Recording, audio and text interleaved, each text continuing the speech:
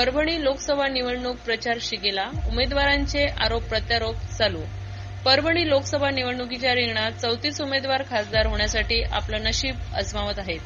सध्याचे चित्र पाहता महाविकास आघाडीचे शिवसेना ठाकरे गटाचे उमेदवार संजय उर्फ बंडू जाधव व महायुतीचे उमेदवार रासपचे महादेव जानकर यांच्यातच खरी लढाई दिसून येत आहे। सध्या या दोन उमेदवारांमध्ये चांगलेच आरोप प्रत्यारोप करणे चालू झालेले आहेत। परभणी लोकसभेमध्ये 6 विधानसभा येतात। यामध्ये 2 विधानसभा जालना जिल्ह्यातील आहेत। परभणी, पाथरी, जिंतूर, गंगाखेड, परतूर, घनसावंगी या विधानसभेचा यात समावेश आहे। जवळपास 21,16,704 मतदार आहेत। उमेदवारांनी मतदारांच्या गाठीभेटीवर जोर धरला आहे।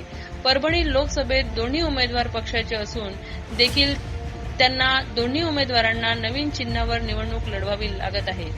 2019च्या लोकसभा निवडणूक संजय जाधव यांना 5,38,941 मतदान घेत विजयी झाले होते।